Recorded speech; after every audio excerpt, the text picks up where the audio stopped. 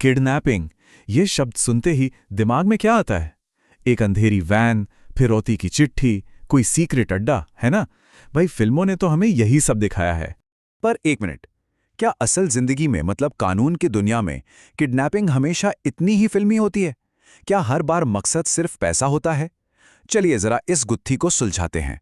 तो इसका असली जवाब हमें फिल्मों में तो मिलने से रहा, ये मिलेगा भारत के नए क्रिमिनल लॉ में, यानी भारतीय न्याय संहिता 2023, जिसे हम बीएनएस भी कहते हैं। तो देखते हैं कि ये नया कानून आखिर कहता क्या है।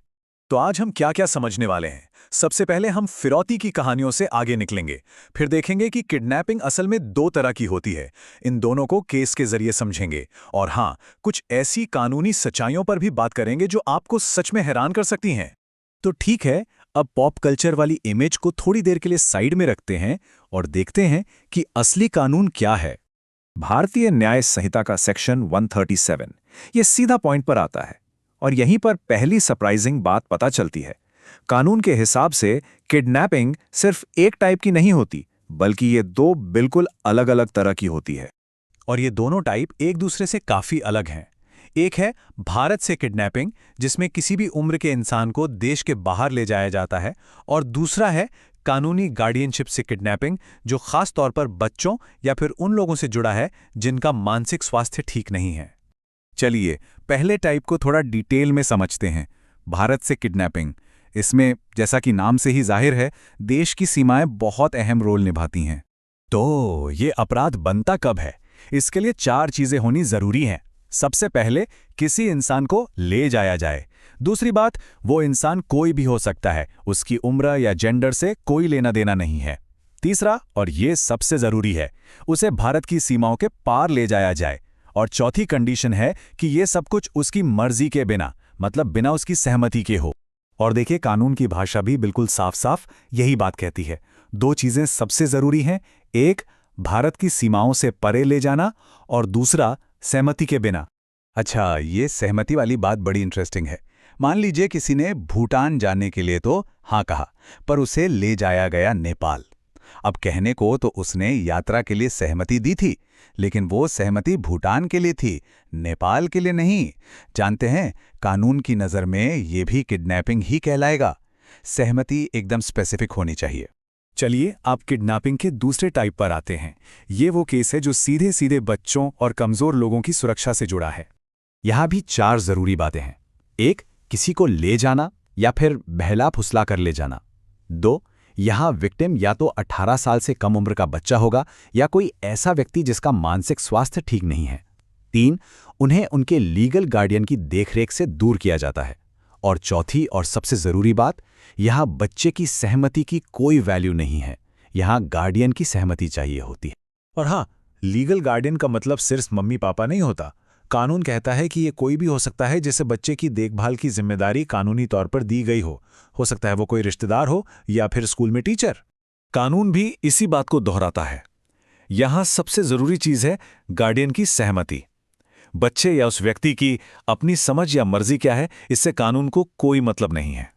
तो ठीक है, हमने कानून के बेसिक्स तो समझ लिए, पर अब कुछ ऐसी सच्चाइयों की बात करते हैं जो जो हम आम तौर पर सोचते हैं उसे पूरी तरह से हिला कर रख सकती हैं।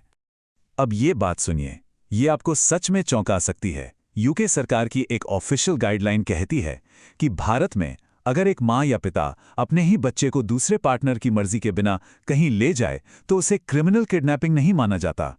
अब सवाल उठता है कि ऐसा क्यों? इसके पीछे एक लॉजिक है। भारतीय कानून माता पिता को बच्चे का नेचुरल गार्डियन मानता है, तो टेक्निकली वो अपने ही बच्चे को किडनैप नहीं कर सकते। एक और बड़ी वजह यह है कि भारत ने 1980 के हेग कन्वेंशन पर साइन नहीं किया है, जो ऐसे इंटरनेशनल मामलों के लिए नियम बनाता है।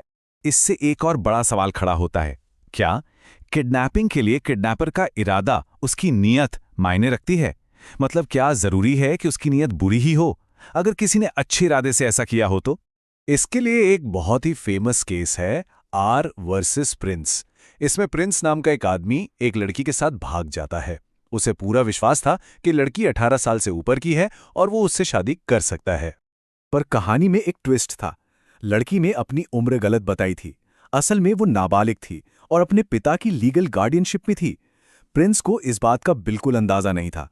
तो कोर्ट ने क्या फैसला सुनाया? प्रिंस को दोषी माना गया। क्यों? क्योंकि इस केस में उसकी अच्छी नीयत या उसके विश्वास से कोई फर्क नहीं पड़ा। किडनैपिंग उन गिने चुने अपराधों में से एक है जहां एक बुरा इरादा, या जिसे कानून में मेंस रिया कहते हैं, वो साबित करना जरूरी नहीं होता। बस आपका एक्ट, आपका काम ही सजा के लिए काफी है। और इस अपराध की सजा क्या है?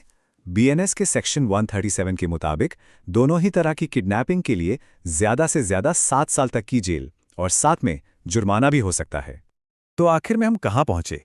एक तरफ है किडनैपिंग का वो आइडिया जो हमने फिल्मों में देखा है, फिरौती, हिंसा, एक बुरा विलन, और दूसरी तरफ है कानून की परिभाषा, जो बस ले जाने या हटाने का एक टेक्निकल एक्ट है, वो भी बिना सहमति के।